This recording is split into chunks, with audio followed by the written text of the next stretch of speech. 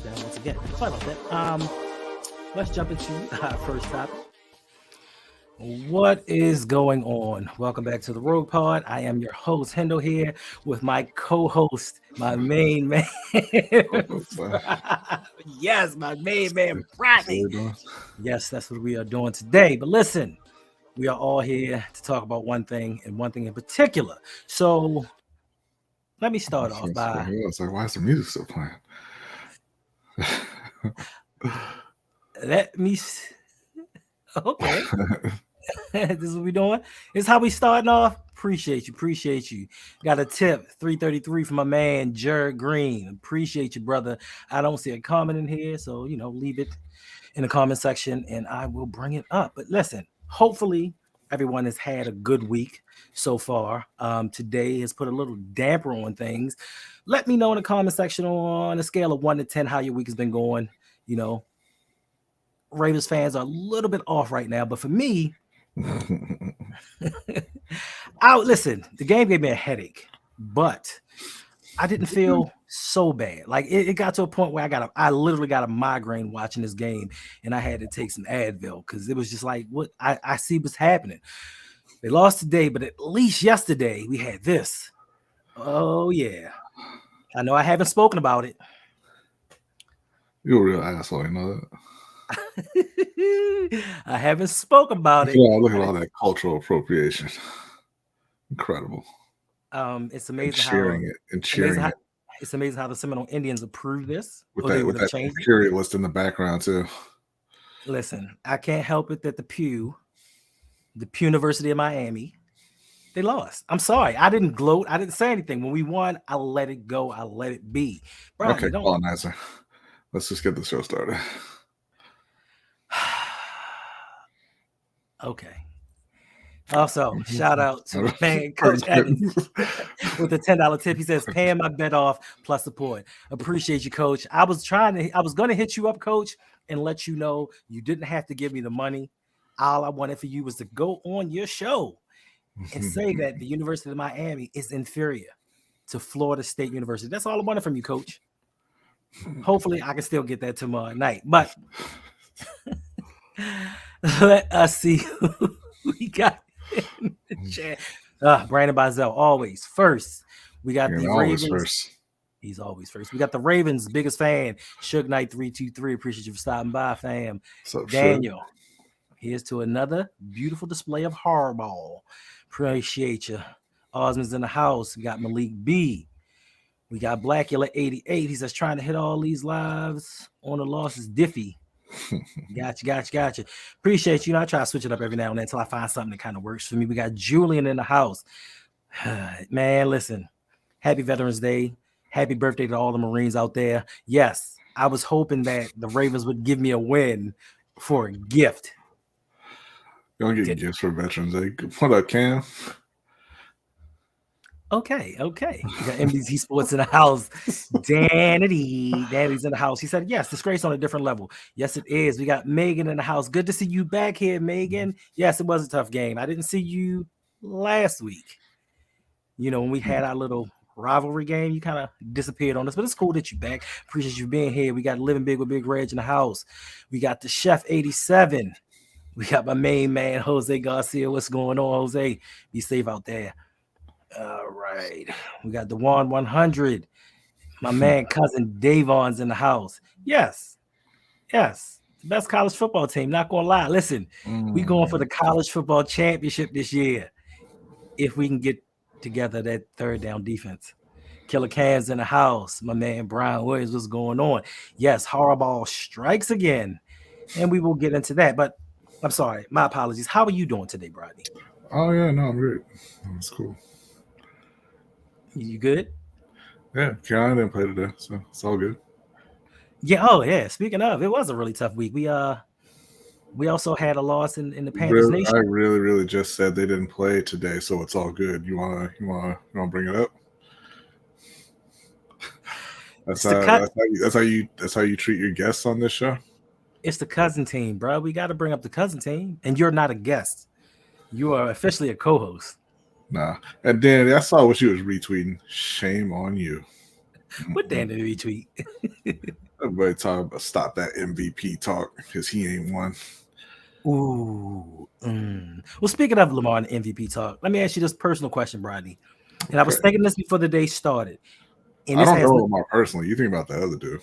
no. This is personal. Listen, I mean, Okay. it's not really personal, but I was thinking this morning and I was really considering it. Is it time? And this is really not important for football purposes, but is it time for us to really start thinking about benching Lamar in fantasy football? No, he's doing fine in fantasy. I'm leading our dynasty league and your dynasty league, so I've got no issues with Lamar there. You're beating me by 2 points. Oh no, I'm going to lose to you this week because I put Jordan Love on the bench, and true to Jordan Love form, he stabbed me in the back from there. So I'm going to lose to you this week, but I'm still number one in the league. If you lose to me head to head, you're 0-1, so you're not number one. Yeah, that's definitely how it works. Cool. Okay. Now going, I guess. Okay, but listen, and I know, Megan, you say heck no to Lamar, benching him in fantasy, but I got Jared Goff on the bench, and fantasy wise, he's performing a little bit better. But enough about that. Let's jump. Everybody turned on Lamar this week. First of all, I'm not turning on Lamar. Okay. That's my guy. That's my quarterback. That's your guy now. Okay. I said for fantasy purposes. Lamar is the number 5 quarterback in our fantasy league. I said, yeah, I know. So why would we bench him? I mean, it sounds like you hating a lot. I'm not. Right first of all, I'm sticking with my quarterback. It sounds like you hating. Even though he may end up on the list today. Listen, he may end up on the list. It sounds like you hating a lot. What's up, G?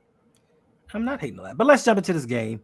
The Baltimore Ravens, they fall to the Cleveland Browns, 33-31. Sure now did. The game started off beautifully. Like, I thought that I was going to turn this game off and take a nap. The Ravens went up 7-0 on Kyle Hamilton's pick 6. Then Keaton Mitchell's 39-yard touchdown run. I'm like, it's over. We're up 14-0. Even though it was number 1 defense versus the number 2 defense, I didn't think that Cleveland had anything for us, especially offensively with Deshaun Watson, the quarterback, because he does not look like the Deshaun Watson of old. Then we ended the first quarter 14-3. We ended the half 17-9. I still thought that we were kind of in control, but midway through the third quarter, Lamar hits OBJ on that 40-yard touchdown pass, and I'm like, yo, 24-9, it's game over. Dunzo. And that's when everything fell apart. Brodney. Yes, sir. In your summation, what do you feel went wrong for the Baltimore Ravens? A couple things. One, you mentioned Keaton Mitchell had a 39-yard touchdown run. He finished the day with 34 yards rushing because he had 2 more carries, and that was it. So that was one of the things that went wrong. What's up, Mike? What's up, Mike? I kind of feel like the other thing that went wrong, and I told you this on the Discord as well, and I was shocked that we didn't hear about it on Twitter. Was that you didn't have a running back to kind of close the game out for you. So you had that 15-point lead, 24-9, and then they scored, and then you went back up, 31-17, and then they scored again, and then they scored again, and then they scored again because you couldn't do anything with the ball offensively. Gus had 11 carries for 24 yards. And it seemed like y'all were really ineffective in that second half, trying to close the game out. Right. It was weird. I mean, it was. I don't even know where to start with this.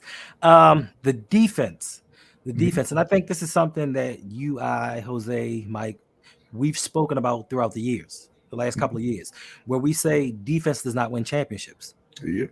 Now, I personally bought into the hype, and I'm still there to some extent that this defense was better than the Browns defense. I thought that they were shutting teams down that I didn't think they could shut down, and I guess we drank that Kool-Aid and believing we could go into these games with our offense being very sporadic and the defense would take over. But as we know, in all of football, defense is not going to play lights out every game. And this is why we always said you need offense. You need your offense to pick you up. Now, granted, we got 31 points on the board. 7 of those points were put up by Kyle Hamilton. Mm-hmm. So in essence, we scored 24, but this is an offensive league. Do you think that we made the right move by standing pat during the trade deadline? All right, well, Coach, thanks for coming through. See you Appreciate maybe you. tomorrow. We'll see. No, I don't think they made the right move. We were very clear about that. They said that they were monitoring the edge market, the wide receiver market, and the running back market. I think they should have made a move. Not necessarily at edge, although that would be welcome as well. But they needed to make a move at wide receiver or running back. It seemed like running back was more realistic. And in fact, if you believe the reports, they had a deal done for a running back for Derrick Henry, and then the Titans owner vetoed that. I'm not sure about the veracity of that, but it's obviously they were out there trying, and they just didn't get anything done. I think that they have talent on the offense. They have more talent on the offense than they've had since Lamar's been there. I think. Problem is John Harbaugh, man. Like, it really, because I want to say, hey, you need to get that elite playmaker. You want as many of those guys as you can find, and you do. But if you have a coach who just says no, we're not going to use them, it doesn't really matter, does it? I mean, OBJ, he ran a slant, caught it, and took it to the house, right?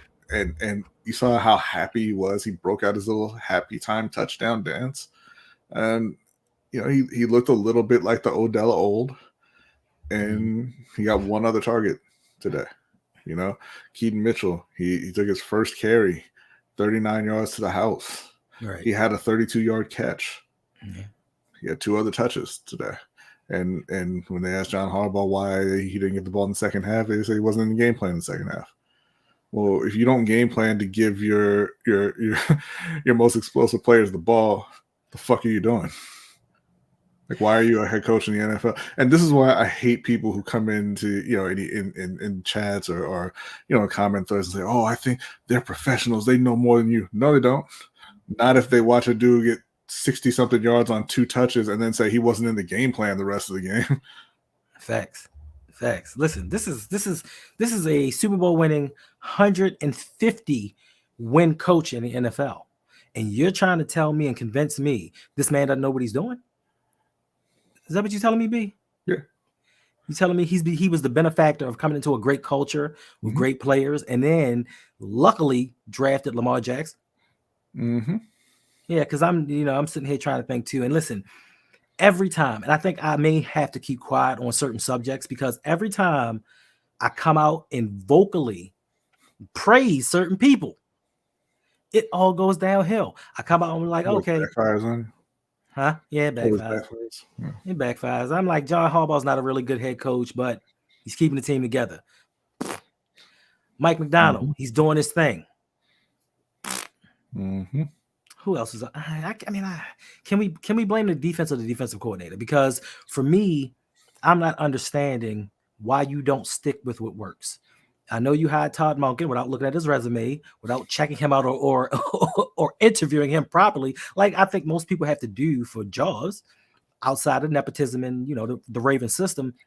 But if we're running the ball effectively, if Keaton Mitchell is just churning out yards outside of that stupid ass trick play, now I don't understand why you're trying to get cute. Run the ball down there. Sorry, I'm starting to get a little upset. Run the ball down their throats. If they can't stop you from running, this is the number 1 defense in the NFL that we're going against. So they're not slouches. And I think we may have been deceived a little bit. I know it's 1 game, but my thing is we are so up and down with it week in and week out that you're going against the number 1 defense. This isn't those defenses that we played the first 5 weeks where they have some decent players, but all around are not good defenses. You're trying stupid ass trick plays with one of your best players instead of going with what works. The counters, the traps, all of these things are working. Even to an extent, Gus had some success running the ball up the middle. Now, it may not have been Keaton Mitchell's success. God, damn it, Brady. No, he didn't. No, he didn't. He had 11 carries for 24 yards, bro. Like, we're not gonna do that. All right, Gus was shit. But yeah, out. But listen, but this is the thing when you don't have guys who you can rely on week in and week out, and they don't. They just don't have those kind of players.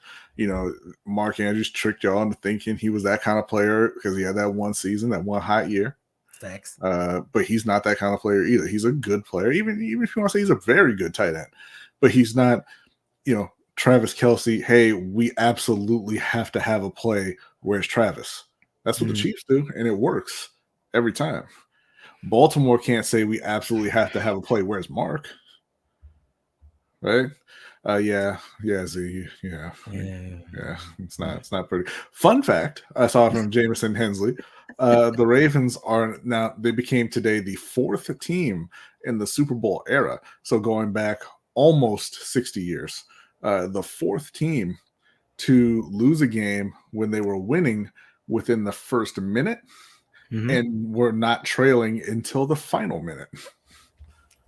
So. Listen, pretty cool. It's not cool. And it's not even, it is pretty cool. I mean, it's not even funny, man. Because listen, it's pretty funny. One stat I did not know, and it may be funny to you, Bradley. One stat I did not know that they put up on the screen was the Ravens during the entire season has trailed 28 minutes. Yeah, 28 minutes in a full season, and I guess you can add the 6 seconds, the 3 seconds. They didn't trail at all today. So also they pointed out they trailed for 0 minutes and 0 seconds and lost the game. Well, that's amazing to me because the clock had expired before that field goal went through. That is factually correct. So for a season, sitting at 7-3, you trail for 28 minutes during a 10-game season, and the next closest team was the Kansas City Chiefs at 80 minutes. 80 minutes. 52 minutes difference. And we're sitting at 7-3 and questioning the direction of the team. It's because, you know, like people love to talk about players and the way they perform in closeout situations, right? You know, when you have a big lead, or you know, when it's a big game, a primetime game, a playoff game, what have you. And they love to talk about players who, you know, like the kids say, have that dog in them, or have that killer instinct. Is that what we say? That you okay? That have the killer instinct. They can kind of, you know, put their foot on the other team's neck and close it out. All right. And guess who doesn't have that? Jonathan Harbaugh. And he's showing you that repeatedly, multiple times a year for the past decade. And there's still some Ravens fans who are just like, nah, he's the guy.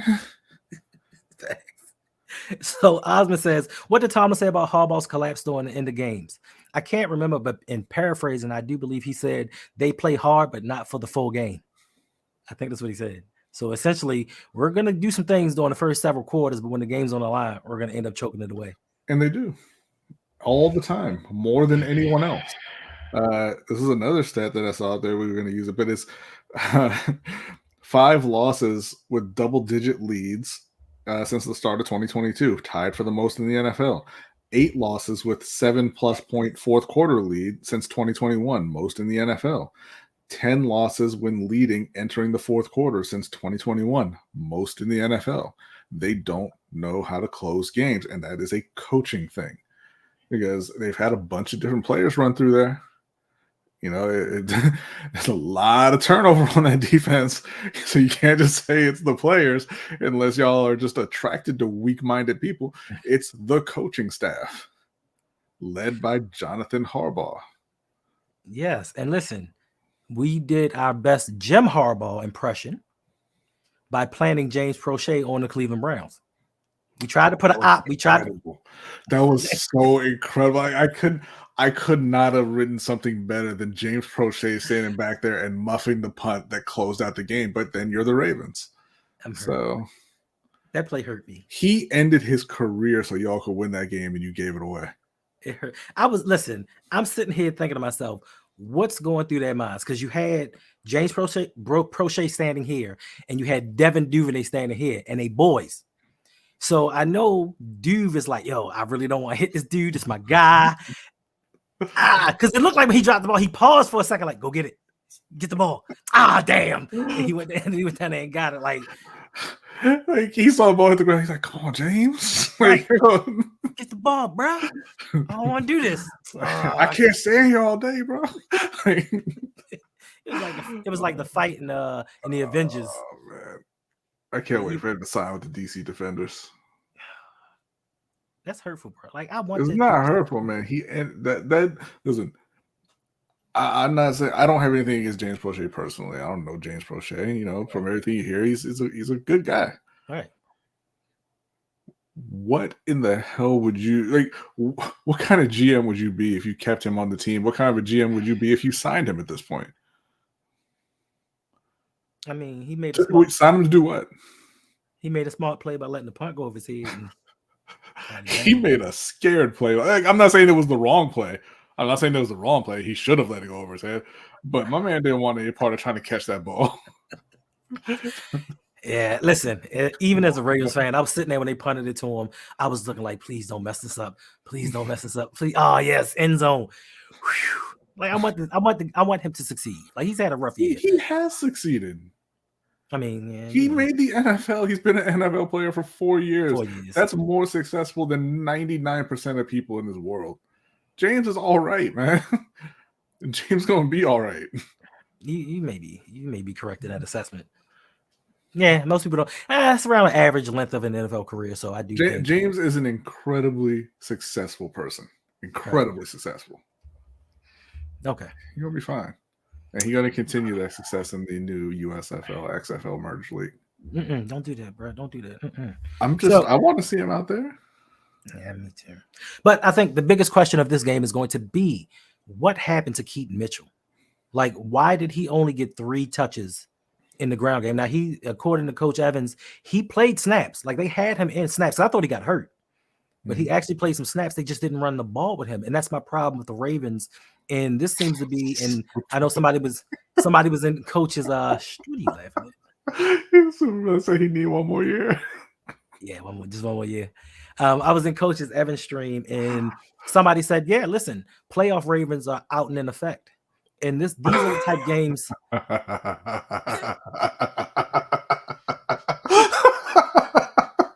I'm sorry. I'll mute myself. I'm sorry. Go ahead. No, I'm just saying I want to know what's funny, man. So, like I said, somebody said the Ravens are in playoff form already, and these seems to be the things that we do in the playoffs. We don't play to our strengths. We try to get cute and do things that aren't advantageous to us. What are your strengths? Running the football. We are the number one running. Everybody, man. Everybody. Because I feel like the person you're talking about is the guy who has 12 career carries. Because you certainly can't be talking about the guy who ran it 11 times today at 2.2 yards per carry. You're not talking about him. I'm talking about the team collectively. Or you're talking about Lamar Jackson, who led the team in rushing again today. Is that who you're referring to? I wasn't too happy about that one. No, that's why I'm wondering what is your strengths? What are your strengths? I guess I'll assume there's more than one. Supposedly, our strengths are running the ball and playing defense, which I do think that the Cleveland Browns just did a whole 180 and did that to us. I think that they came in and they beat us up. Like Baltimore's supposed to be a tough team. Like we play in the AFC North, and all teams in the AFC North are tough. And this was a rivalry division game. But I do think that they came in here and manhandled us. Like I think they took what we did best and used it against us. Like we couldn't stop the run. I think Ford had 107 yards rushing. They pushed the defensive and offensive lines around. They ran the ball. Kareem Hunt had it. Oh man, when he ran over Patrick Queen, bro. That's the thing about when you're supposed to be tough. It's like that guy in the neon shorts. He was supposed to be tough when he ran up on Tiki Taki, and he got a bad pick. Right? It's not enough for you to supposed to be tough. You have to actually be tough if you want to play like that. This is facts. So I know that we are contenders because from just the history of work that we've done throughout the season, but are we in essence somewhat pretenders? I don't think they're pretenders. I mean, they had a tough game, but I think Lamar Danity is still the MVP of this league. And I think they're still very talented. Their problem is, again, offensively in particular, you don't have guys who you can count on every week. You just don't. You don't know who's going to show up this week, who's going to show up next week, who's going to show up the week after that. And it's an incredibly difficult way to run your offense. That's Right. why they don't have an identity in large part, because you can't say our identity is running the ball with Gus Edwards, because Gus Edwards can't handle that responsibility. You can't say it's, hey, we're going to go out there and we're going to throw it. We're going to get the ball to Odell, because Odell can't be a guy who's going to get you, 70 to 100 yards every single week. It's not who he is now. Right. You can't say that our identity is getting the ball to Mark Andrews, because Mark Andrews like to drop the ball. He like to drop the ball more than most. So you just don't know outside of Lamar, which is why their identity has been Lamar, please save us. And Lamar's a human being. Lamar plays bad sometimes.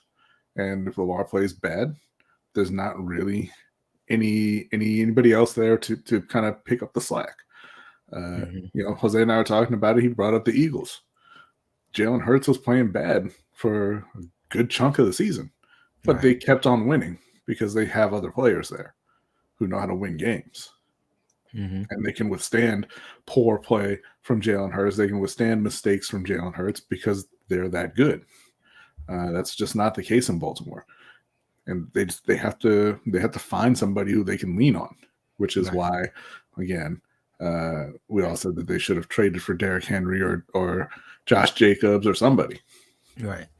Yeah, and to your point about the Eagles, listen, I think the Eagles knew kind of sort of what they had in Jalen Hurts. They knew they had an up-and-coming star in the league. They knew he could play, but that did not stop them from surrounding him with talent. And even after they surrounded him with talent and got him more talent and went to a Super Bowl, they said, hey, guess what? We're going to bring in more talent. And this is a problem and an issue I think that we have as the Baltimore Ravens flock is we don't want a lot of talent. We want talent at specific positions and just say, that's enough. It's good enough. We don't need any more because it's competition. My thing is, healthy competition is a great thing, especially for a sporting team, because if you have one good player and one good player competing for a spot and competing for snaps, that may turn that one good player into a great player. But we don't seem to see that as an organization. We seem to see as, oh, he was good back in 2019. Let's just roll with that. You know what I'm saying? And offensively, I think offensively, that is the one part of this team that hasn't really been up and down to me. They've been steady for the most part, but I just don't think they've been consistent enough. The passing game at times looks unstoppable at times. At times, it looks like we're on the field like we don't know what the hell we're doing. Yeah, like that first interception. The number one running team. I don't know what was going on that play. He threw that a good 15 yards short of where Bateman was going. You saying he looking Gardner Minshew-ish? No, I don't know if he was expecting Bateman to stop, or if it was just that bad a throw, or what was going on there. But Bateman was gone, and he turned around. He's like, "Where that defender at?" I'm sorry, not Gardner Minshew. I meant Michael McCorkle Jones-ish. McCorkle, man, listen, I don't like McCorkle. McCorkle's dirty, but I also don't really like seeing people crumble publicly. And he was in that press conference. They asked him, "Hey, do you think Bill still believes in you?" He's like, "I don't know, man." I felt bad at that moment. I mean, are you though? Because I mean, Ben Cleveland right there. He looked pretty good today. For the few snaps he was in. I mean, what's up, DJ? For the few snaps he was in, he looked good. But listen, and I know you say you hate seeing players, and I hate seeing players look bad and just feel like they let their team down. But I don't know if you watched the game this morning. I watched that game. And shout out to the people of Germany. And I want to apologize as an American football fan. I want to apologize to Germany because you people went out and purchased football tickets for a Patriots-Colts game. Man, that would have been it a decade ago. Like, no. Now it's Gardner Minshew and McCorkle. And I was listening, and I think it was karma what Lamar Jackson did because I was laughing so hard. I watched McCorkle Jones sit there and look at the dude right in front of him and throw it right to him when the guy behind him was wide twice. He did it twice in the end zone. Twice. And I'm like, yo, this dude is corny. Even my nephew was like, yo, they got to get Mac Jones out of there. He's ruining the Patriots. I was like, damn. All right. But, yeah, Mac's not it. Bill's very frustrated. But this should be the last year of that. Listen, we had a lot of miscues with our offensive linemen. So, and my thing is this: you bringing him in cold. Like, I mean, I'm not making excuses for Ben Cleveland, but the dude be on the sideline most of the game. So, I mean, it is what it is. But listen, push come to shove, and I think John Simpson went down. I'm not really for certain, but I think he went down. But we did have a couple injuries in the game, and from what they're saying, Ronnie Stanley, he went out with a knee injury, and they said he is lost for the season, or that's what they put in the chat. Marlon Humphrey, he hurt his leg. I don't know what's going on there. Let me know in the chat if you know what actually happened with Marlon Humphrey. Like, I know Ronnie looked like he was done for the season. He looked like he was in a lot of pain laying on the ground there. So that's very unfortunate. Yeah, I mean, and this is especially since you got Pat McCarry and Lele behind him. What happened to Moses? He had an injury. He was out this game. Okay, that's what I thought, but I wasn't 100% sure. And that's why McCarry was getting beat like a drum. Yeah. So my question to you is, and I think we all know the answer to this, as a team, why do we not stick with what works? Todd Monken. When I give Todd Monken credit for his passing concepts. Some of the concepts look really good. Really good. Now, whether it's either Lamar missing passes, people dropping the ball, Lamar not having enough time to actually pass, why don't we stick with what works? If teams can't stop us running the ball, why do we continue? I keep saying that, and I don't know. Where did you see it? Where did you see it? They had one run today. I mean, they had one run that worked today. This is not today. I mean, for the entire season.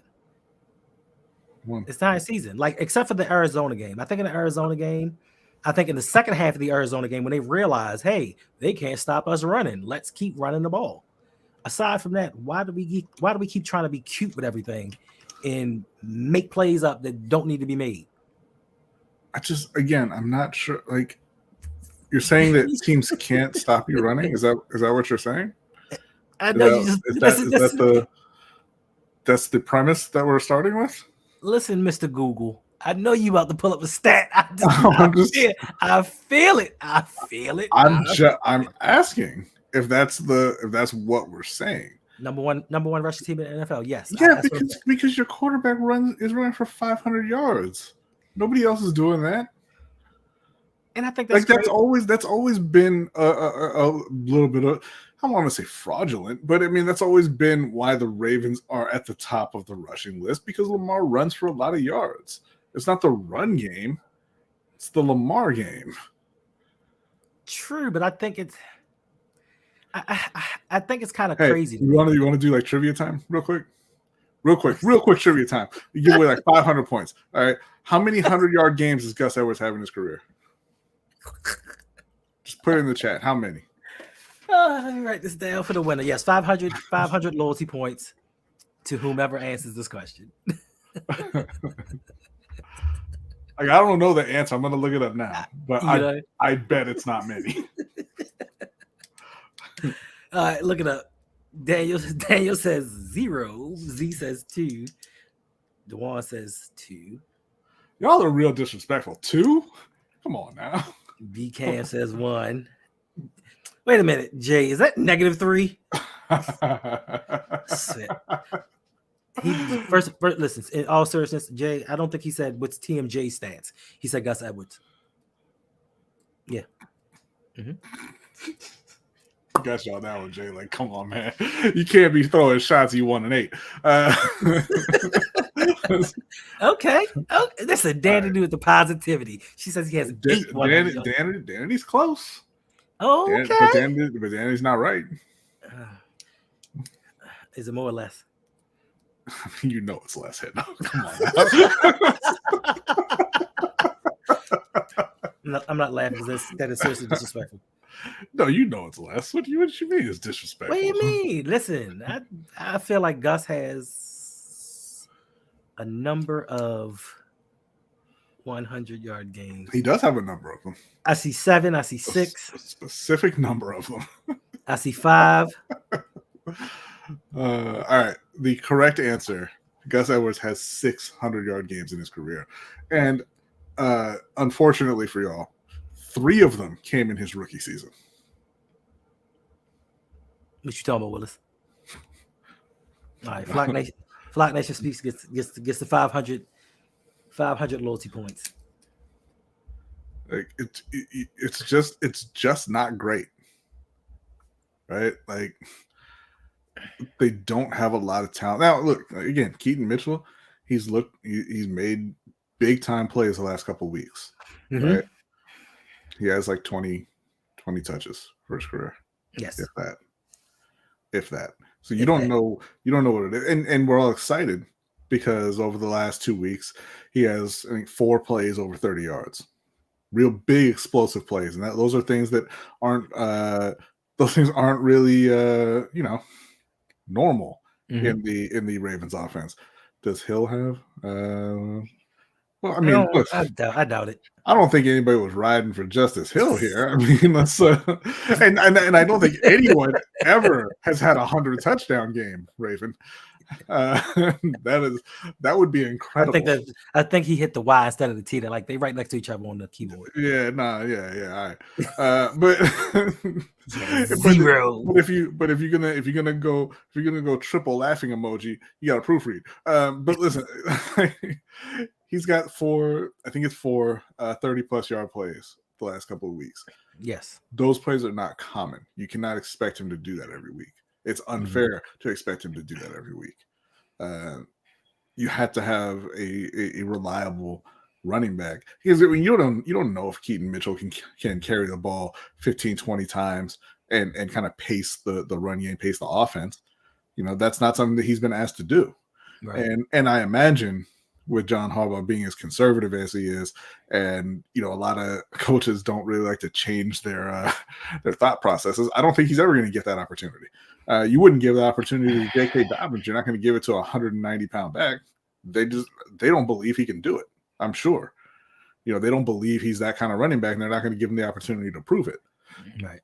And then you turn around and you have a 230-pound running back, and it's Gus, and it's just like, man, you better tell Lamar to throw that thing. You better tell Lamar to run it. You better tell him to do something. I'm not handing it to Gus again. But I digress. I digress. Because it's not, because you're taking it as Gus disrespecting. It's not, because I know it's not. I know because they said the same thing about J.K. Dobbins, and they said the same thing about Mark Ingram. When they really need to move the ball, they say, man, fuck this run game. We need to pass, because they don't believe in the run game. Right. It is what it is. Yeah. I mean, listen. And I hate to say it, I kind of agree with you, Brodney. But my thing is, and I understand, listen, they capped JK out at 15 carries a game. Mm-hmm. They capped Gus out at 12 maybe a game. They should at least give this kid at least 10 rushes. 10, and I understand he's on the lighter side.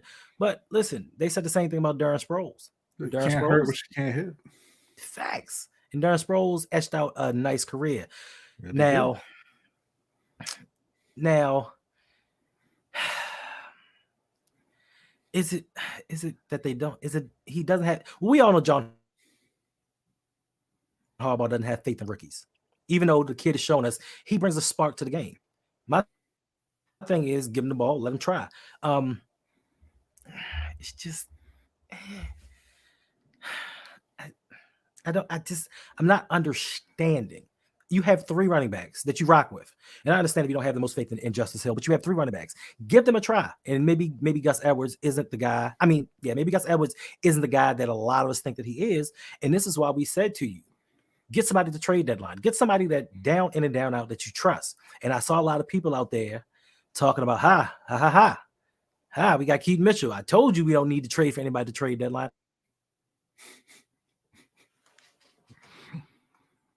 Gus Edwards, why not bring in a Derrick Henry and give Derrick Henry those carries that Gus Edwards is getting? Because I guarantee you, out of those 10, 11 carries that Gus is getting, Derrick Henry's going to break one for 20, 30 yards. Mm-hmm. Or more than 2. Or more than 2. I mean, he's going to go out there and get it. So I said this a couple weeks back, and I was like, listen, we can't rely on a rookie to carry us to the Super Bowl. And a lot of people laughed and was like, look, he's got these 2 long touchdown rushes. John Harbaugh's not going to use him that way because he doesn't trust them. He doesn't trust rookies. He doesn't believe that rookies can help impact the game unless it's on the defensive side. Now, he'll throw a defensive rookie in there and let him play 60 snaps a game. Offensively, they won't do it. I just think that we could have gotten some. But then it gives you is it player or is it coach? Or is it a little bit of both? I think you know that it's both. I've been telling you and all your friends. Austin Eckler's 200 pounds, but that's all right. I mean, I was there. It may be another one in there. I mean, that's cool if we just want to make stuff up. But that's look, I've been telling you for this past several years, you put all your friends in the chat that you have a talent problem on the offense, right? And they refuse to address it. They address it with Odell Beckham because they were forced to. Right. I mean you got to work with what you got. Nah, man, no. See, because you know what happens to teams who say you got to work with what you got. You know what happens? Well, they lose, but also they have guys at quarterback named Andrew Luck who are special players. Yes. Right, and could elevate your franchise back to where it used to be, back to where you want it to be, and you don't protect them, and you say, "Hey, deal with it, bro," and he says, "Hey, bro, I'm retired," and then you have Matt Ryan, Phillip Rivers, Carson Wentz, and then you're drafting in the top 5, looking for your next quarterback. Yeah, you're right. I mean, hopefully that doesn't happen with Lamar. Mm-hmm. But we shall see. Now, this next topic is something, and I see a lot of things on Twitter. I stay on Twitter a lot and other social medias, and I just look to see what people have to say, kind of gauge their interest in certain things. But this is the one thing that really had me going because I lived it, so I know. Please stop with the 2000 Ravens talk. Granted, this defense was second in the league. They were first in points per game, given up at 13, I think 13.7, if I'm not mistaken. Yes, they were. But they are nowhere close to the 2000 Ravens. 2000 Ravens scored points. Now, Kyle Hamilton did score a touchdown today, but overall defensively, they're not doing it. They're not doing it. Today, I think Roquan Smith, to me, epitomizes today what this defense went through. Roquan had 21 tackles today. That is the quietest 21 tackles I've ever seen in my life that nobody spoke upon. Because to me, there were so many missed tackles. This defensive line got bullied. Like Cleveland took our lunch. And we just couldn't make plays when it needed to be done. We couldn't stop the run. We couldn't stop the pass. And I hate to say it, but Deshaun Watson was quarterbacking. And the only people they really had to throw to was David Njoku and Amari Cooper. And we couldn't stop it. They had 2 backup tackles in the game. Cedric Tillman too, though. What did Cedric Tillman do other than push that dude? Oh, I'm sorry, but not Kyle Van Noy onto the ground. I was disappointed. Look, and like I said, our thing has always been #defund the defense because defense isn't going to win you these games, right? And then you're not going to blame the defense either when they fold, which the Ravens defense has done more than any other defense in the NFL over the last couple of years. I was very disappointed when I saw Odafe Owe show up because listen, I think he has that sense of the moment. He's like, hey, we need a big play. I'm going to be at my best here. And he was, and he got the sack. He got the forced fumble. Mm-hmm. Now Cleveland recovered it, but that's a big play. It dropped him into 2nd and 19. and then they immediately gave up a 17-yard pass. Now that was disappointing in and of itself, but it wasn't as disappointing as seeing, I believe it was Jerome Ford, run through the middle of your defense to pick up the first down on third down. You know, Yeah. like you said, if you want to have that be your identity, you're the AFC North. You know, you can't handle the AFC North ball, right? It's tougher than the rest of y'all, right? You know, we run, we play defense, and we bully people and blah blah blah. You can't line up and get blown off the ball like that on third down.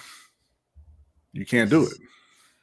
This is facts. Listen, and if it's a third down play, well, it was many third down plays, but especially at the end of the game, when I'm like, oh man, it's third down, we stopped them. They're gonna have to go for it on fourth, and the game can be over.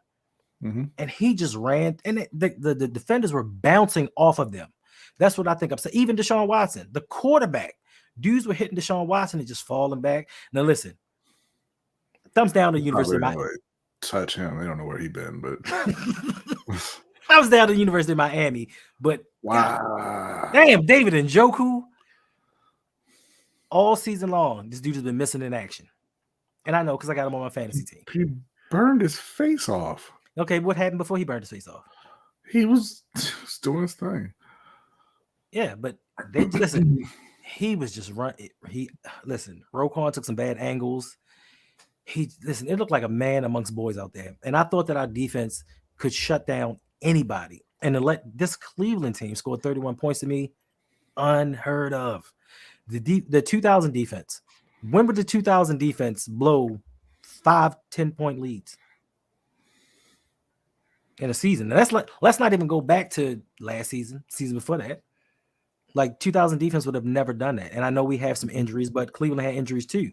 And one thing that I'm tired of, and it's starting to irritate me a little bit. Stop blaming the refs. The refs did not lose the Ravens this game. Yeah. Because all I keep saying is, if the refs hadn't. No, if we'd have played like the team that we're capable of being, we wouldn't have lost. It wouldn't even have been close. We went up 17-3. And I know. You almost said it. You almost said if we had played like Ravens, but playing like a Ravens means choking. That's what it means. Listen, that moniker does not fit this team any longer. Okay. And I know you love to say it's fictitious. It is. Just like the Patriot way. How's the Patriot way doing right now? It was the Tom Brady way. Okay. We don't have a way because we don't have an identity. I still don't know what this team is. I still don't know the identity of this team 10 weeks in. And I'm waiting for somebody to say, man, bro, calm down. It's only week 10. It's only week 10. We going to get it together. We'll win. Because the way that this is trending right to the playoffs. It's trending to a number 2 seed, and we lose in the first round. Like, this is the way this is trending because we're up and down. We have no identity. I think that I know that you and Jose just don't believe this, but I think that we needed some more people on the defense, some different guys, because these older guys may be starting to break down. Except for Jadeveon Clowney. Jadeveon Clowney's out there doing his thing. Listen, it wouldn't have mattered who was out there playing today. Like, you can't shut everybody down every week. That's just what it is. That's what the league is. Yeah, you're right. You know, if you had some more guys on offense, maybe you win. Jay, David Njoku had that fire and desire, no pun intended. Why you call him Joku? Huh? He called him Joku. I said Njoku. No, he put Joku in the comment. No. I mean, you know, when he's trolling, he don't pay attention. That's just lazy. Like my man said, if you want to troll somebody, proofread first. All right, listen. Oh, Jay, that's not nice. We don't condone that kind of talk. I'm not even putting that comment up there, bro. Jay, what happened, bro? You used to be so nice and so positive, and now you're out here trolling for domestic violence. Who hurt you, man? Hurt people. What you mean it's not a playoff team, though? That's I mean, this is a playoff team. They definitely a playoff team, bro. Like, we still got the second best record in the AFC. Let's calm down. Yes. A little bit. Listen. I hate to be the one to say it. It's only one game. It's only one game. It's only one game. If y'all remember after that Seahawks game, I was all like, "Yo, ain't nobody beating us. Yeah, we going to undefeat the rest of the season." Now it's just I was like that after the Lion game too, and then you ran into that buzzsaw in Arizona. Listen, man. Listen. I only bring that up to say this. Man, shout out to Josh Dobbs, man. I'm very happy for Josh Dobbs. Josh Dobbs 2-0 now as the starter of the Minnesota Vikings, and I mean he's having his moment like he was talking about in his pregame interview. Right. You know, it's great to see, man. Very happy. Yes, indeed. Even more so, I think that it's really spectacular that this man did what he did last week without a playbook. Mm-hmm. He didn't know any of the plays because he had just flown in and joined the team. So he came out there, won a game for them, not knowing the playbook. The coach just tell him, like, look for this guy on the left, look for this guy on the right. This is what he's running. So for that to happen and him come out there and do that, that's where coaching helps. And the thing too, he's doing it without Justin Jefferson. Wait till he comes back. Kirk ain't gonna have a job. What? What you mean Hendo started it? You started it, Jay. You started as you always do, Jay.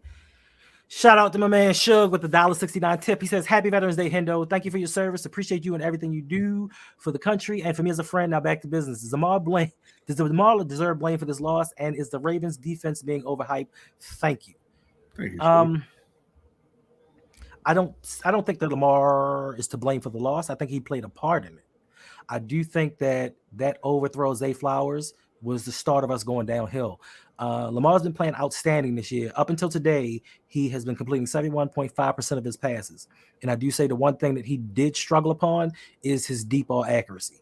I think that would have made things a little bit different. And the 2 interceptions should have been a third interception, sans the penalty, but I don't put everything on him. He led the team to a lead like he's supposed to do, and the defense gave it up.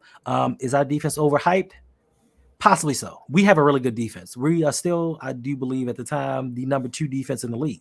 You cannot become the number 2 defense being overhyped. I just think situationally we struggle at times. And I think that a lot of that had to do with John Harbaugh being a head coach and he and Mike McDonald and Todd Monken not making halftime adjustments. Like, that's one thing we've been struggling with since John Harbaugh became our head coach. He does not do well with halftime adjustments. He's just like, yo, let's just stay the course and keep doing what we're doing. We're the Ravens. This should cure all. So, yeah, it's not all on Lamar. But he can get better with some things. Let's not get that twisted. He can get better with some things. And I think that he will, because if you could actually see the improvement that Lamar has made from last season to this season passing. So it's only going to get better. He's going to get more consistency and continuity with his wide receivers. And, let's just hope for the best. But going forward, this is not going to fly. And the turnovers, it's like we seem to have turnovers from Lamar every single game. Okay. Shout out to my man Brody for the $20 tip. He said, yes, Lamar deserves some blame, but the majority goes to Hobbs. Agreed 100%. Yeah, I think that's a fantastic comment. Absolutely agree with that. I think whoever sent that in should get like some bonus points. You already get co-host points, bro. Like you say that, but I've never seen them show up in the account. It's not been a thing. It has been a thing. You just out here. I hate to say it, especially on Veterans Day, but you just out here lying. You hear that? Wow! You see that? You see this guy right here? I put it in there. Let's see. 325 points. Well, you haven't hosted so far. Yes, I have. Have you? I mean, I did it last month. I'll make sure you get this one. But this guy right here stands for integrity. I mean, the proof is in the chat right now. So okay, so let me write it down. I owe Rodney two right. Co-hosts. Okay, got you. Because I gave you and Jose points last month. All right, listen. 62 people in here. Cool. Appreciate you all for hanging out with us. Make sure you hit that like button and subscribe to the channel if you like what I am doing. Also, if you want to help further this channel even more, go over to patreon.com/RouG and sign up to become a patron. I have 5 tiers. What is this? Hold on. I just saw it. It says It says, shout out to Han and B's coworker. Hi, my coworkers. Can't wait to see you guys at work. Appreciate you put it out. You're not gonna see me tomorrow. Okay. I'm not going nowhere tomorrow. Listen, if you want to be awesome, I do not feel well. If you want to be awesome like the people donating to the channel, there is a pinned link in the comment section, and your comment will be highlighted on the screen. Also, it goes to your loyalty points for the end of the month. And at the end of each month, we give away a prize to the winner. And this month, it cannot be first. So we will have a brand new winner at the end of this month. Jay is spitting facts in the chat right now. His last comment right there. Go ahead and bring that up. Go ahead and bring that up. How I have more points than Bradley is crazy. That is crazy. But like I said, also, if you want to support the channel, make sure you go over to patreon.com/ROUG, become a patron, help support the channel. We have 5 tiers. And along with those 5 tiers, it supports what we're doing here, and it helps us do more. It helps us to give back to you all. And thank you all for helping do what we do. Also, you can request content. You can request live streams on any topic that you deserve. Some of you may even be able to participate in being a co-host in the show. Not all of you, because some of y'all are just unhinged and off the chain. Yeah, some of y'all don't need to be around people. But listen, I hate to contradict you. I do. But I'm going to say, F that giving back stuff.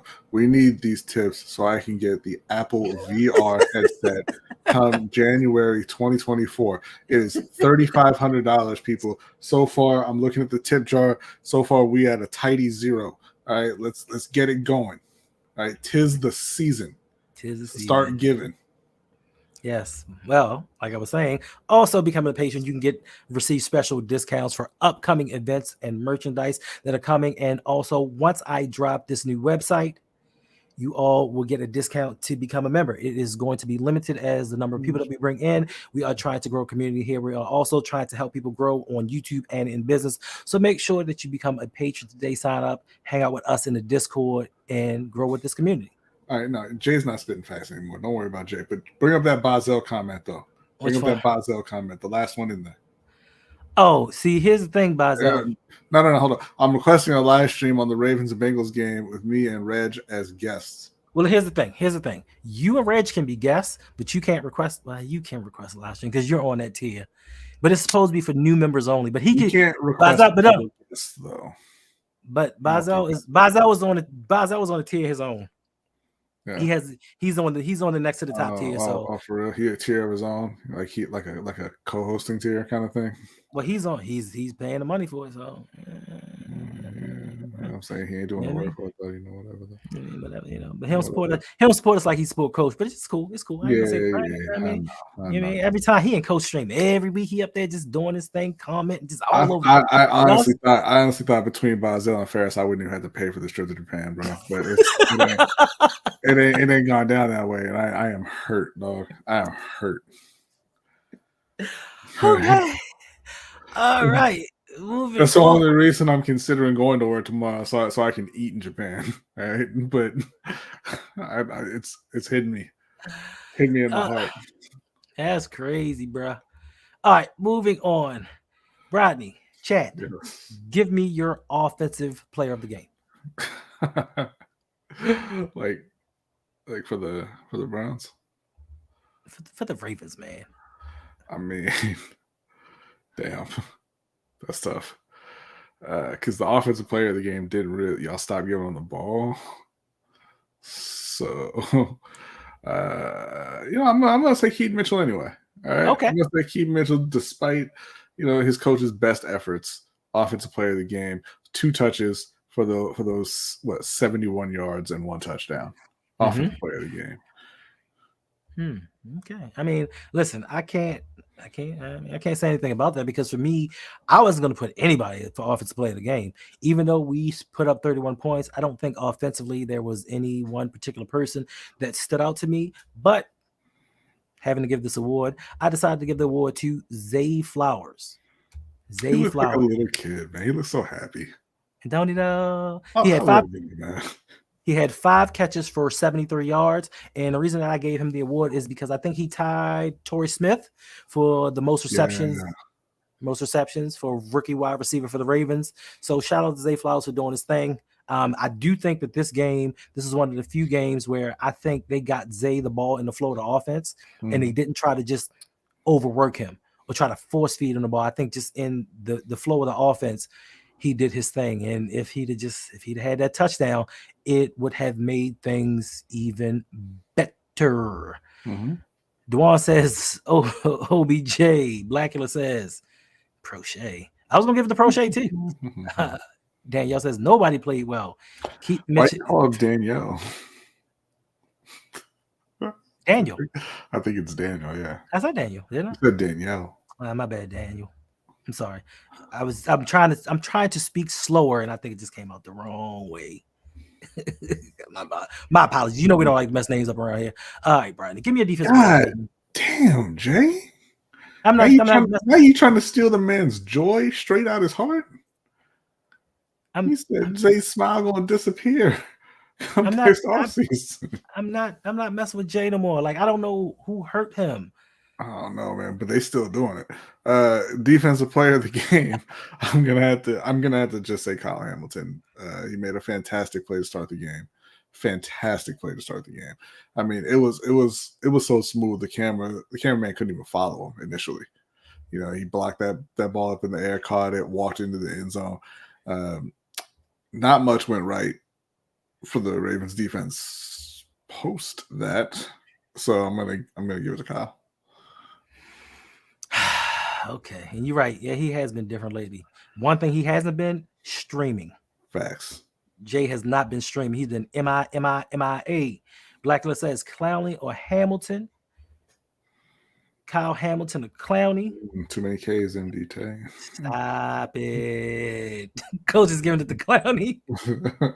Jay gonna say Roquan's wasted 20 tackles. Luke Kuechly-esque, if you will. Yes, my defensive player of the game is going to be Kyle Hamilton. He had 8 tackles. He had that one interception that he returned for a touchdown. And like you said, Brady, he was smooth when doing it. I gave it to the cat. Like, he started running. He looked, somebody's behind him. He walked into the end zone. He did it with style. It's just that the rest of the defense didn't play up to his level of intensity. That's right. I know you put a smiley face at the end of it, but Lamar for MVP. And it was one bad game. I mean, he's been efficient the whole season. Everybody's had bad games. Now, I want somebody to do me this favor. I want somebody to go online, go to Google, go wherever you get your information from, and look at games and tell me how many games this season, just this season alone, Patrick Mahomes has had 2 or 3 interceptions in a game. I think 2 games ago, it was the first time that Patrick Mahomes did not throw for a touchdown in his career. Yeah, and people act like, you know, these quarterbacks don't have bad games. And my question is always like, who would be the MVP? You know, I was telling Jose, I heard on the broadcast, like, put CJ Stroud in the MVP conversation. And I'm not talking bad about CJ Stroud. Oh, I love CJ Stroud. He's having a fantastic year. But you're gonna tell me that the MVP of the league is the dude who lost to the fucking Panthers 2 weeks ago? That dude? But Lamar's out because of this game where he scored 31 points or 24 points. Nah. Mm-mm. Oh, listen. I had to collect myself. Listen. Yes, that was a horrible win versus the Panthers. But who has not had a bad loss this season? Yeah, to a bad team. Everybody's lost to a bad team, and it wasn't. Not everybody. Name one. Who did the Eagles lose to? The Eagles lost to somebody they should not have. Oh, I mean, that's you can look it up. Really. Oh, thank you. Appreciate it. I figured, you know, Google fingers was going to hit it up real quick. Nah. But they lost to a bum team. They lost to the Jets. Thank you, Jalen. The 4-4 Jets, the soon-to-be 5-4 Jets? The Zach Wilson Jets? They had... Oh, no, that was Buffalo they beat when Aaron Rodgers started. I mean, sorry, Jalen, man. I can't help you with that one. Right. So everybody has a bad loss. And the way, listen, with what a lot of people expected out of Houston with the rookie QB, the rookie head coach, I thought they expected them to be a lot worse than what they were. And what are they, 5-4 now? Yes, I believe so. Yeah, they're 5-4, and that's all off the strength. Well, mostly off the strength of your boy C.J. Stroud. My man Damian Pierce has been a disappointment. He didn't even play today. I thought he did. He did not. He's been out the last 2 weeks. I could have sworn I saw him. I have him on fantasy, bro. In like 4 of my 5 leagues. He's been on the bench, and Oh, even when good Lord, Devin Singletary. Yeah, he went off tonight too. 30 for 150 and a touchdown. Yes, he did. Does Damian have a job when he comes back? I don't know, but yeah, but like I said, I think that you can put CJ Stroud in the conversation. I'm not saying he's going to win it, but I think you can put him in the conversation. No. I'm not saying he can't be in the conversation. He's had a great year, particularly the last couple of weeks. But I'm saying if this game is disqualifying for Lamar, then the Panthers game is disqualifying for CJ Stroud. If that's the game that you want to play, you can point to any player in the league, and say, okay, well, in week 3, they didn't show up, so they're out. Mm-hmm. You're not going to have 17 good games. This is true. I mean, yeah, all of the poster boys have had bad games. Mahomes has had several bad games. Joe Burrow has had many a bad game. Like he threw 2 interceptions today. I think that kind of lost them the game. Justin Herbert's been a mad disappointment. I'm so upset that I traded Justin Herbert for CJ Stroud. Like he got over him. You said that backwards. Huh? I traded CJ Stroud for Herbert. Yeah, you said the other way. I'm sorry. Yeah, I think I got burned on that deal. Who else? Josh Allen. He's been up and down this season. So all of the poster children for the MVP award have had up and down games. And we can't blame Lamar for one truly bad game. And I don't think that his offensive coordinator is helping him reach his potential. Now, is Todd Monken helping Lamar be a lot better than he was? I do think so. But I don't think that he's maximizing his ability. And I don't think that the Ravens as an organization has put a lot of things around him. I was sitting here today thinking to myself, man, do I owe EDC an apology? Has he put together a pretty good squad? And then I watched this offense misfire once again today, and I'm like, nah. He had some good picks and some good trades, but being an effective general manager, I don't think he has. No, he's not. He's not? No. Yeah. I mean, he's just, I always look at it because, yeah, there are, they're a good team. Obviously, they're one of the best teams in the league, right? Mm-hmm. But I look at it and I'm like, the most important positions in football, he inherited a playoff team.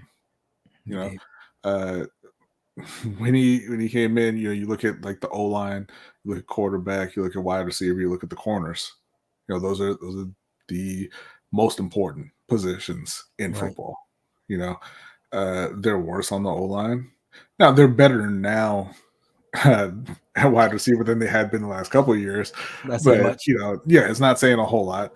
They're worse at corner. They're I guess slightly better at tight end maybe. Although I thought so, but Isaiah hasn't really been doing a whole lot. Well, actually no, because Hayden Hurst, even though I don't like Hayden Hurst and he's not a starting quarter, he's better than Isaiah Likely. So they're worse at tight end.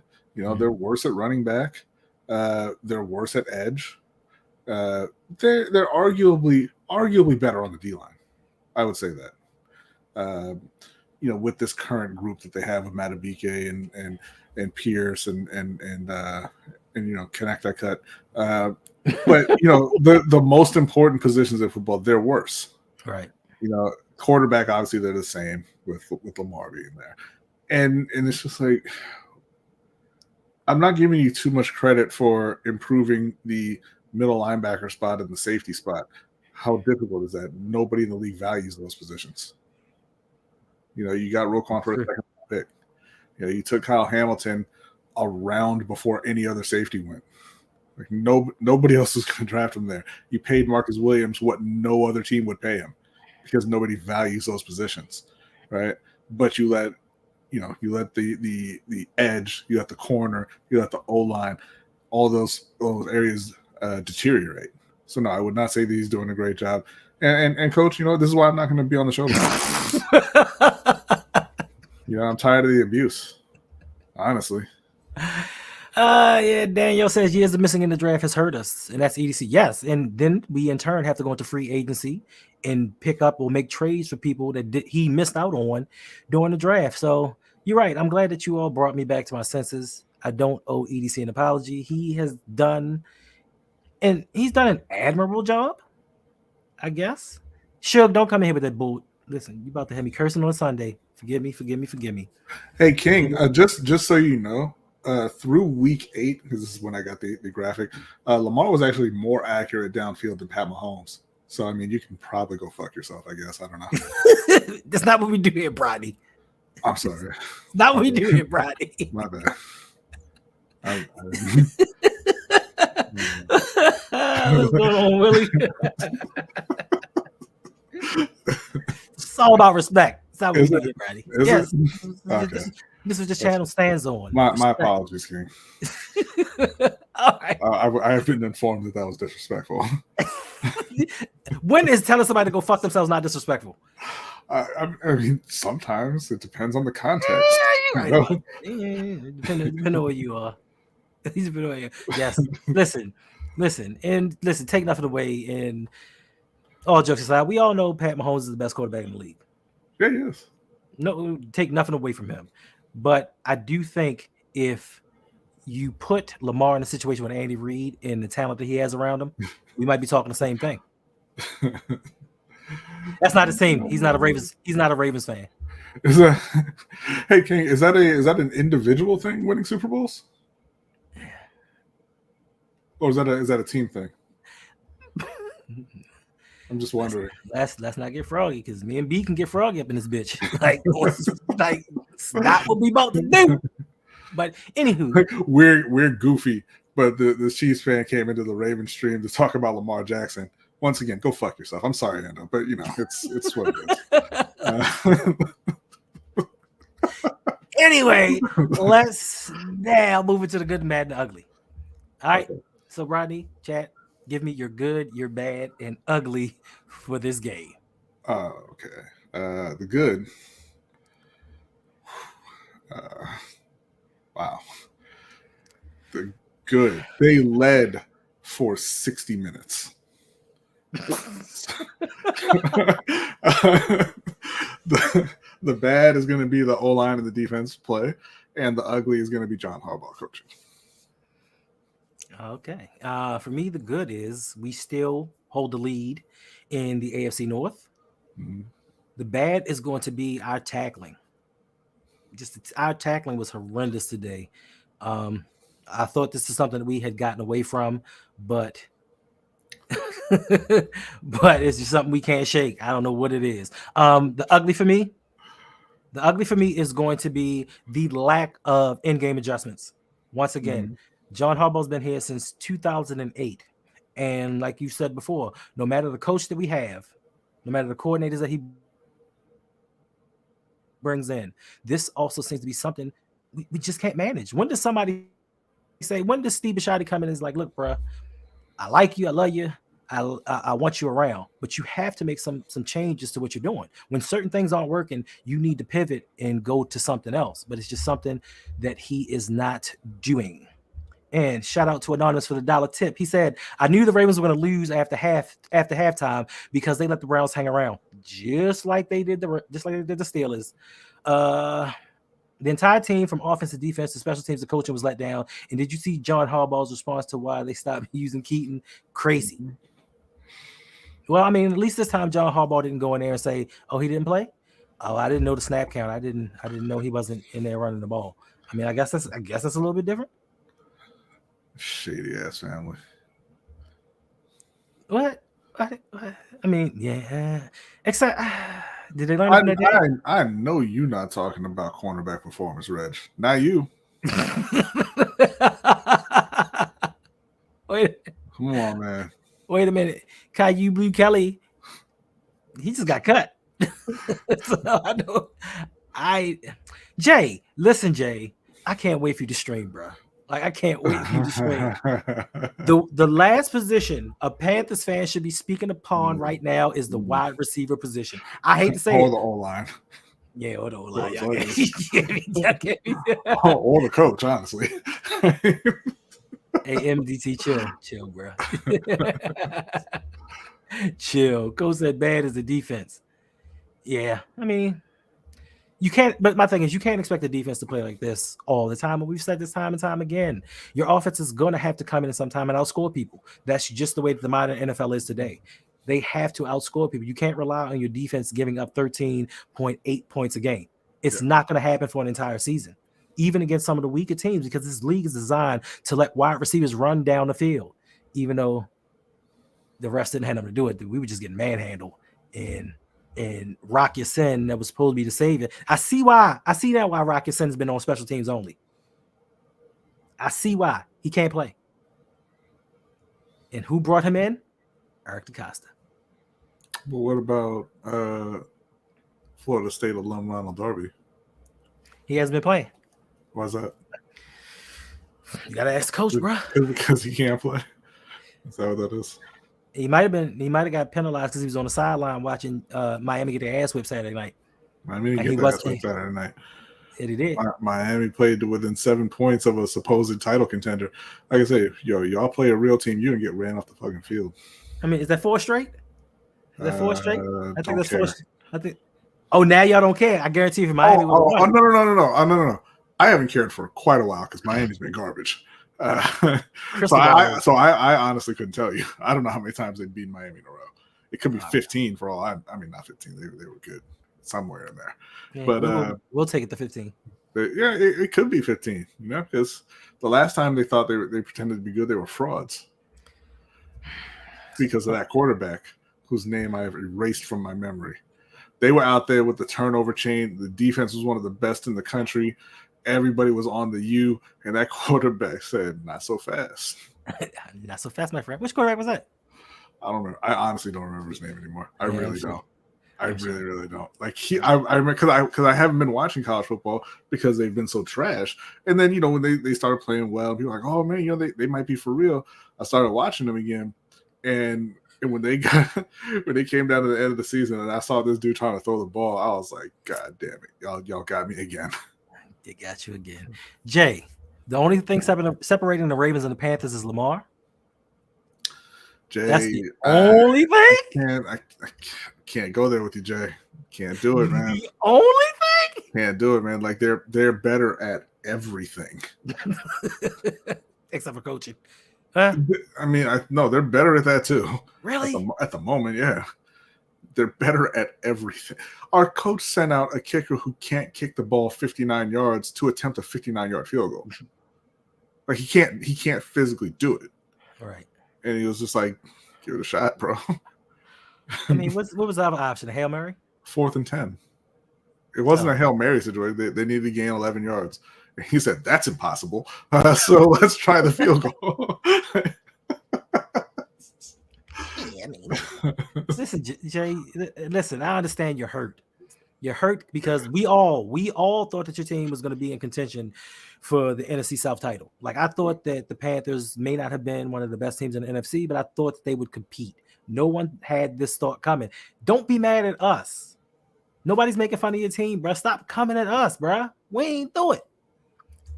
All right, B. Give me your stock up, stock down. Again, we're talking about Baltimore Ravens, right?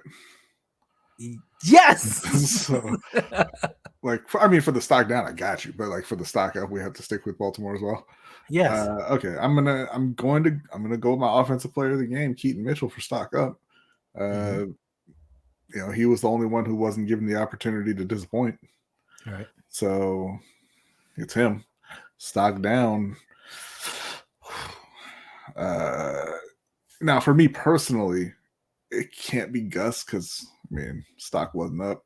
So down is going to have to be, I'm going to say Pat McCarry because I don't really believe in his this mythical ability that the Ravens seem to think he has. And if Ronnie Stanley is really out for the year, it's going to get ugly on that O-line, I think. He's not like a full, he's a good player to have on a team, a great player to have on a team because he can He can jump in at any one of those positions and kind of get you through, right? But he's not a starter anywhere. And if he so no, I think it's going to be Pat McCarry. This is more of like a futures stock. I mean, he didn't have a good game, but this is for the rest of the season too. Okay. I mean, yeah. I guess I had a little more faith in the team, a little more stock up in the team. So for me, stock up is going to be Kyle Hamilton. I know that we do believe that we shouldn't have picked the safety at the 14th overall pick, but I do think that he is playing a lot better than a lot of people expected.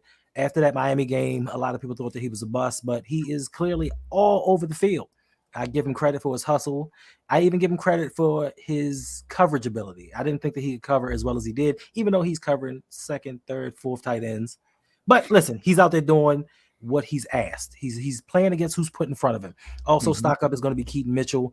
I think with giving a little bit more opportunity, he's going to show why John Harbaugh should be giving him more chances. And also stock up Jadeveon Clowney. He had 2 sacks today.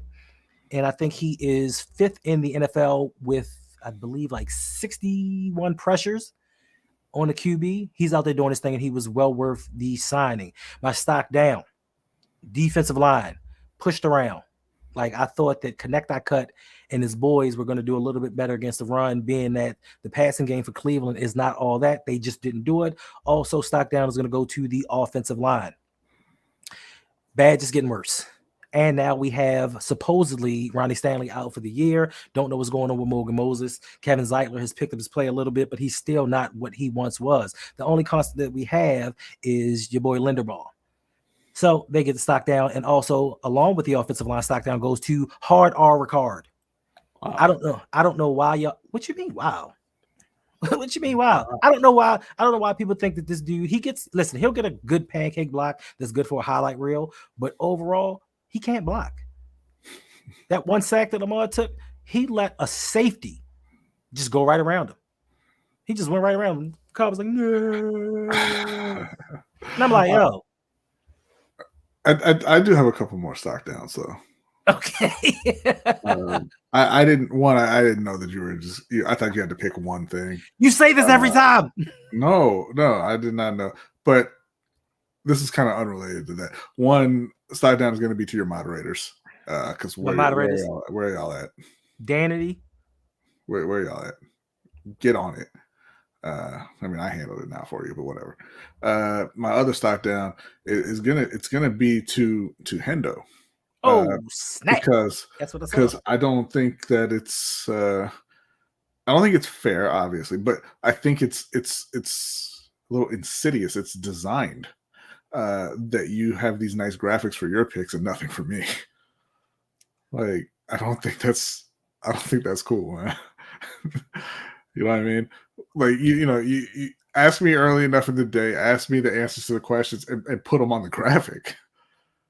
Because you kind of make me look like I'm unprepared when there's nothing to put up for my answers, and then you got these really nice graphics for you. Okay, showing your answers, and you got Zay smiling, and Kyle over there looking like a douchebag and everything, but nothing for when I pick Kyle. There's nothing on screen. Why did y'all make I look like a douche? He just kind of does. I'm sure he's a wonderful young man. He really is. I'm certain that he is. But he looks like he looks like if you watch a show or a movie that's aimed at high schoolers that is about football, he would be the evil guy on the other team, right? that's trying to get with all the girls from your school, but he's not worth it, right? And then on the field he's dirty, but off the field all the parents love him. Like, that's just what he looks like to me. You mean like that Netflix documentary with that little dude Spencer Ratcliffe, whatever the hell, the quarterback from Last Chance U? He was a douche. It's not nice. I hate to say he was a douche. And then he went to Oklahoma and flamed out. And then I think he transferred to like A&M or something like that last year. Rattler. Yeah, that dude. Spencer Rattler. I don't know. I don't remember that dude. But no, but you know what I mean. That's just how it works. So okay, Wonderful guy though, I'm sure, and a fantastic player. So listen. He is. I watched some of his YouTube stuff when he used to do it. Nice young man. Going forward, Brodney, if I am aware that you're going to be on the show, you will have any graphic you want. I thought about that one time too. I was like, maybe Brodney want his own graphic. And then you were like, oh well, nothing I can do about that. Yeah, that's right, Coach. He's in South Carolina now. Yeah. He looks like he acted like a douche on that documentary too. Once he got named the starting quarterback, his whole attitude changed, and he just started talking down to people and walking around campus like, "Yo, I'm the ghost on campus." But anywho, you didn't see that message I sent you, did you? Did you send me a message? In the private chat. Oh, that's what that. You know what? I didn't read it correctly. My apologies, B. I didn't read it. You thought it was about quiche? No. I thought because when I glanced at it, I was like, because I hadn't brought you up yet. You was like, yo, 5 minutes ago for the show start. That's what I thought. But now I see and I understand. It's not 5 either. It's 15. I know. It's 50. I got you, bruh. I got you. No, it's just because it's been an hour and a half. Yeah, Coach. It was QB1, and he was a douche. Couldn't stand it. There you go. All right. Still 48 people in here. Appreciate you all for hanging out with us. Any parting word? Any parting words you want to leave the people with, Brodney? Anything you want to tell them where they can find you, where they can see you, especially tomorrow night? You can find me. Jesus. You can find me on Lunch Break Hot Take on Wednesday nights at 7:15 p.m. Eastern Time. We follow that up with the overtime show for patrons. You can find me on Tuesday nights on Steel Conspiracy along with Shug and Hendo over on Shug Night 323. You can find me sometimes on Ring King's podcast whenever there's a big event. We actually did just put out our pound for pound update, so definitely go over there and check that out. It was a great conversation. Shout out to Ferris and Shug for joining us. Thank you very much. Great episode. Normally on Mondays, you can find me on the Ravens Roundup over on Sip to Tally Films with Coach Evans and Chris Just Joking, OTR Mike, my brother Jose, and of course Hendo. Not this week though, but normally. You'll be there. No, not. You will be there. And then, outside of that, I think that's it. I'm going to be missing the LBHT show later this month, a couple weeks. But I believe Hendo is going to be filling in admirably for us. What? Appreciate it. Thank you very much, Hendo. Really do. But yeah, that's about it. All right. And also, like he said, I'll be there tomorrow night 9. Huh? It's official, Coach. Not a request, okay? Because you're not the boss of me. But I'm not feeling well. I'm gonna be calling out over tomorrow, and I just need to lay down. I'm just gonna lay down. I'm just gonna keep laying down.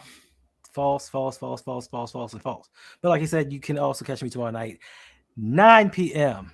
Sip Tally on the Ravens Roundtable, along with the gentleman that he just mentioned. Also, you can find me Tuesday night live stream with my man Mr. Galloway on Electric Relaxation. I'm gonna be on there too on Tuesday. On Electric Relaxation. I forgot. I'm sorry, Dre. My bad. I was gonna remind him. Talking all things hip hop, especially old school hip hop, and we have two very, very special guests this week. Two very special guests that we're interviewing, Brodney and Jose from Lunch Break Hot Take. Wow! I can't wait for this interview. Two dudes that I admire, two dudes that I consider family. Like, this is really special for me and Dre as well. Dre came up with the idea. I was like, let's just bring Jose. He was like, no, we got to bring them both. I was like, shit. Okay. Both of them then. That sounds like a must watch. No, just joking. But yes, we listen, long time coming. I think that with that channel, we're also trying to pivot a little bit and do things outside the realm of music, where we just interview certain people and get perspective in life. And also, speaking of perspectives in life and seeing people in a different light, my new channel, which is my old channel, which will be a new content, will be coming really soon. I have some videos that I've already recorded. It's going to be coming out later this week. So make sure you go over to Awesome Dipped and Awesome, which is my old channel, where you're going to see a different side of myself, my compadres, going to be talking life, and you can see the struggles of everything that I've been going through for the past year, going forward with trying to navigate through YouTube, trying to build this channel, trying to build a business, and trying to pivot off of the YouTube platform and go elsewhere, because this ain't it. I will say, happy to me, I'm under a month in suspension from YouTube, where I think my monetization will finally be back. Yes. So I'm under a month, so I'll get paid for what I'm doing. So make sure you come over there. Awesome Dipped and Awesome. I'll put all that stuff in the description. So like I said, you can see different sides. You can learn some things. And also, it's going to tie into the website with the community that I'm trying to build to help people build in business, build in YouTube, or whatever platform that you are on. Because believe it or not, we are very successful at this. Like, we've done things on our own without the knowledge to build things up, and we're only trying to help you grow as well as us. So, with that being said, what do you mean, Ferris, when you say, and thank you for coming to the show, Ferris, appreciate that. Appreciate you, Ferris. Is what an open invitation? What are you He's talking about Tuesday. talking about? He's talking about Tuesday. Ferris has this problem of just kind of not being clear sometimes. Let me tell you, he hit me up the other day, and he was like, "What do your Fridays look like?" And I'm like, "I don't know, bro. They look like Fridays. What do you mean in terms of what?" And he's like, his response was incredible, Right? because he asked me again, just to recap, "What do your Fridays look like?" And I said, "In terms of what?" Expecting him to tell me what it was he needed. His response was, "The Panthers play the Cowboys in 2 weeks." I don't know what to do with that. Right. And I'm like, so I looked and I'm like, well, no, they play him next week. And he's like, "Cool, I'll put you down." That's right. And I'm like, "For what, bro? Right. Put me down for what?" And he's like, "To be on the show." And I had no idea what show he was talking about. Facts. No idea. Thanks. That's like It's incredible. It's different side. You mean there's more? Listen, bro, you already know. Disrespect. You already know I am not monolithic. You know, there is a lot to me. There are a lot of different sides. I love talking sports. I love talking about Baltimore Ravens, but I have knowledge in other areas. And I think that's another reason why, you know what I'm saying, I kind of go to Bradley and Jose, because not only do they know sports, they are two intelligent brothers. And I really do appreciate people with intelligence to have those conversations. So yeah, you know, there are more sides than me. And another side to me is a pain in my ass. Oh, I mean, my friend Shug. That's what I actually meant. I meant, there is like I was just sitting back here chilling. What's going on, Shug? What's going on, everybody? How are you doing? You know, happy NFL Day. Yeah. Appreciate you. You know, one of the sides to Hendo that I really enjoyed getting to know, when we had the meet and greet, you know, and Hendo was obviously there. Ferris came out. It was a really good time, and we were just kind of hanging out, and we're walking around, we're talking, and all of a sudden, Hendo breaks off from the group, and he walks into this Chinese restaurant. He comes back with a takeout bag. That's not how it went. And then he leaves. So like we're all standing there, and Hendo's like, "Yeah, no, I ordered this like 20 minutes ago. I'm leaving." And was that the Golden Dragon? No, it wasn't the Golden Dragon. I still got to get out there because he owes me Golden Dragon. Place. But I appreciated that, because I thought Hendo was a pretty stand-up dude who wouldn't do that to a group of friends who were just hanging out. And I learned otherwise. And I learned that people don't listen.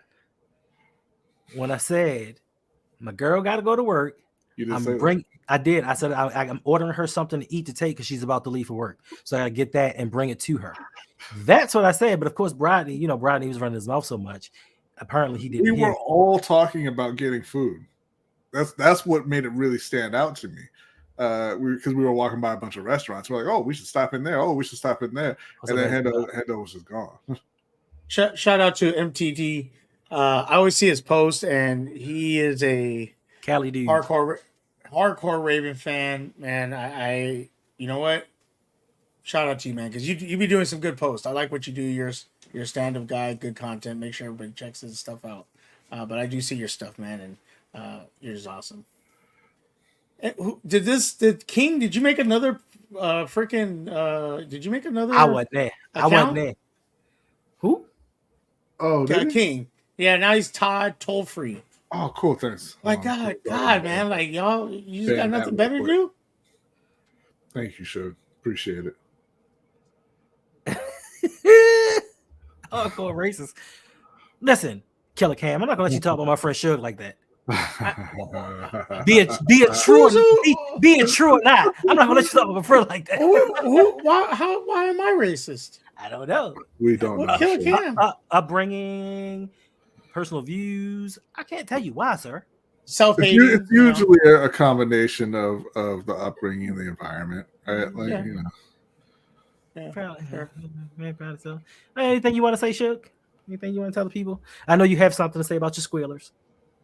No, I wasn't. I don't look at. I don't worry about y'all team. I worry about my team.